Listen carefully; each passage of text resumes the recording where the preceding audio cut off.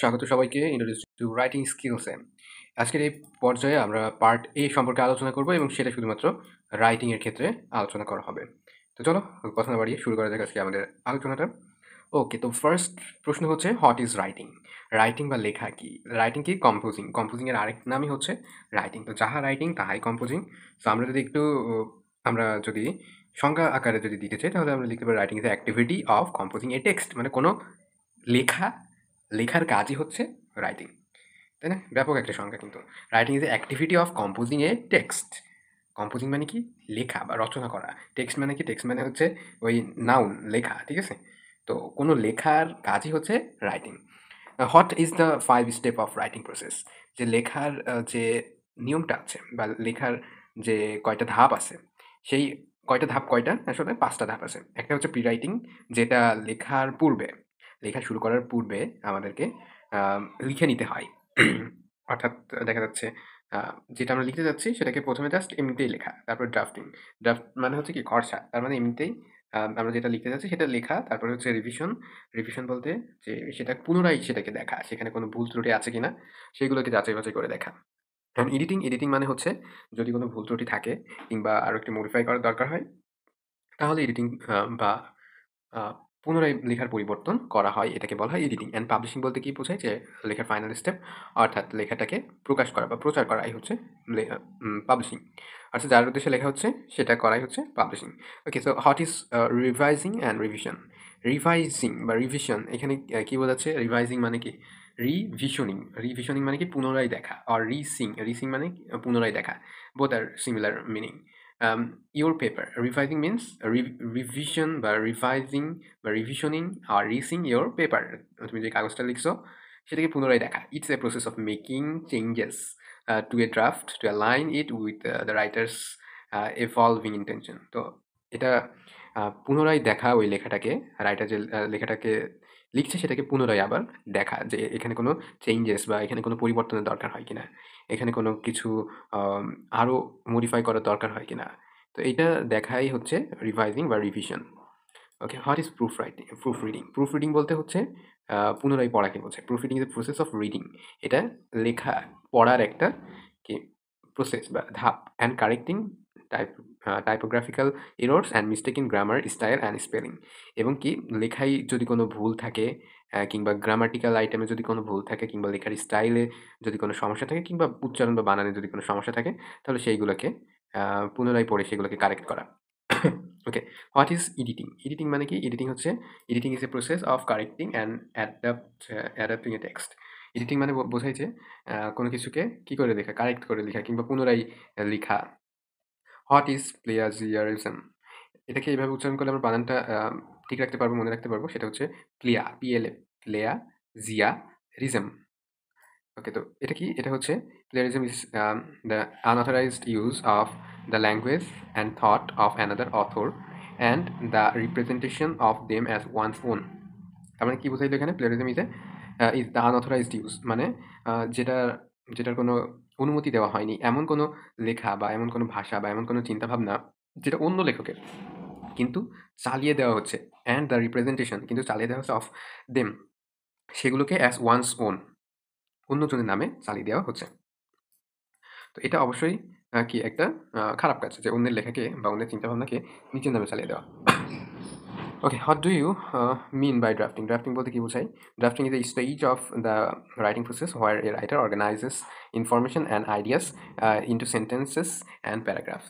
তো ড্রাফটিং বলতে বোঝায় যে এটা লেখার একটা পর্ব মাত্র, যেখানে কি করা হয়? যত তথ্য আছে ওই লেখা সম্পর্কে সকল তথ্য কালেক্ট করা হয়। সকল তথ্যকে কালেক্ট করে সাজানো হয় পর্যায়ক্রমে বা ধাপ অনুসারে সাজানো হয়। এবং যত রকম আইডিয়া আছে সবগুলো সেন্টেন্স বা প্যারাগ্রাফের মাধ্যমে লেখা হয়। তো এটাকে বলা হয় হচ্ছে drafting. What is skimming? Skimming বলতে হচ্ছে এমন একটা প্রসেস বা এমন একটা টেকনিককে বোঝায় যেটা কি? যেটা আ কোনো লেখার মেইন আইডিয়াটাকে বোঝার জন্য বা মেইন আইডিয়াটা পাওয়ার জন্য আম এক নজরে তাড়াতাড়ি করে জাস্ট লেখাটার উপরে চোখ বোলানো। এটাকে বলা হয় skimming. Skimming is a reading process. এটা পড়ার একটা পদ্ধতি। Used to get only the main ideas. কি? ওই লেখাটার যে প্রধান ধারণা বা ওই লেখাটা আসলে কি নিয়ে সেটা বোঝা, and a general overview of a piece of writing. অথবা এমন একটা ধারণা নেয়া বা মোটামুটিভাবে সেই লেখাটাতে কি বলতে চাচ্ছে, কি বোঝাইতে চাচ্ছে, জাস্ট এটার ধারণা নেয়া বা মূল থিমটা মোটামুটি যাতে একটু বোঝা যায়, সেটার উদ্দেশ্যে আ খুব দ্রুত করে কোনো টেক্সট বা কোনো প্যারাগ্রাফ বা যেকোনো কিছুকে পড়াই হচ্ছে স্কিমিং। ওয়েল, তারপর what are the 3 main stages in writing? এই যে রাইটিং এর আমরা ৫ টা স্টেজ দেখলাম। তার ভিতরে ৩ টা গুরুত্বপূর্ণ হচ্ছে প্রি রাইটিং, ১ম এ একবার লিখে নেওয়া, তারপরে লেখা, রাইটিং অ্যান্ড লেখার পরে রিভাইজিং। তার মানে লেখায় কোনো ভুল ত্রুটি থাকলে বা সংশোধন করা দরকার হলে সেটা সংশোধন করতে হবে। ওকে, তো এখানে আর কিছু বিষয় আছে। তার ভিতরে একটা হচ্ছে ব্রেইনস্টর্মিং। ব্রেইনস্টর্মিং বলতে আমরা কি বুঝতে পারছি? এটা বলতে আমরা সাধারণত যেটা বুঝতে পারছি যে কি ব্রেইনস্টর্মিং মানে কি ব্রেইনে ঝড় তোলা নাকি? Brainstorming is a process of generating new ideas for a piece of text. Brainstorming মানে হচ্ছে আমাদের আম মনের ভিতরে আইডিয়া করা বা ধারণা করা আমরা কি লিখতে যাচ্ছি। আমরা কি লিখতে যাচ্ছি সেটার একটা আইডিয়া করা বা একটা ধারণা করাই হচ্ছে ব্রেইনস্টর্মিং, যেটা আমরা মন থেকে চিন্তা ভাবনা করে আমাদের লেখায় ফুটিয়ে তুলি। এটাই হচ্ছে ব্রেইনস্টর্মিং। তো এটা হচ্ছে মূলত চিন্তা ভাবনা করা লেখার আগে। What is bibliography? বিবলিওগ্রাফি বলতে কি বোঝায়? Bibliography is a list of resources. বিবলিওগ্রাফিটা কি? একটা আ তালিকা। কিসের তালিকা? আ রিসোর্সেস এর তালিকা। অর্থাৎ কোথা থেকে আমি লেখাগুলো নিয়েছি বা কি আম তথ্য আমি কোন জায়গা থেকে নিয়েছি, সেসব কিছুর তথ্য তুলে ধরাই হচ্ছে বিবলিওগ্রাফি। তো bibliography is a list of resources. Resources বলতে কি বোঝায়? such as books. তার মানে আমরা কোন বই থেকে যদি নিয়ে থাকি, তাহলে সেই বইয়ের নাম, কোন ওয়েবসাইট থেকে নিয়ে থাকলে সেই ওয়েবসাইটের লিঙ্ক, জার্নালস থেকে নিলে জার্নালসের তথ্য অ্যান্ড পেপারস থেকে পেপারসের নাম এবং তথ্য। তো এগুলো হচ্ছে bibliography that writer consult during the writing process. আমরা লেখার সময় কি করা হয়? ওইটাকে মেনশন করে দেওয়া হয় যে অমুক জায়গা থেকে ইনফরমেশনগুলা কালেক্ট করা হইছে। ওকে, তো আমরা অনেক সময় এই বিবলিওগ্রাফি দেখি। আমরা যদি ChatGPT তে অনেক সময় যদি সার্চ দিই কিংবা Google Gemini তে সার্চ দিই, তাহলে দেখা যাবে যে কি লাস্টে লিঙ্ক দিয়ে দেয় ওরা যে কোথা থেকে কোন সোর্স ব্যবহার করে তারা ইনফরমেশনগুলো দিছে। ওকে, তো স্ক্যানিংটা কি? স্ক্যানিংটাও কিন্তু অনেকটা ওই যে আমরা কি স্কিমিংটা পড়লাম না? স্কিমিং এর মতোই। তো স্ক্যানিংটা শুধুমাত্র জাস্ট একটা পার্টিকুলার অ্যান্সার খোঁজার জন্য ব্যবহার করা হয়। তো দেখা যাক আমরা কিন্তু স্ক্যান করি যখন প্রশ্নের উত্তর খুঁজি পরীক্ষাতে, তখন আমাদের স্ক্যান করার দরকার হয়। Scanning is a reading technique. এটা পড়ার একটা টেকনিক বা পদ্ধতি। used to find specific information quickly. একটা নির্দিষ্ট তথ্য খুব দ্রুত খুঁজে পাওয়ার জন্য ব্যবহার করা হয় when scanning. যখন স্ক্যান করা হয়, you have a question in mind.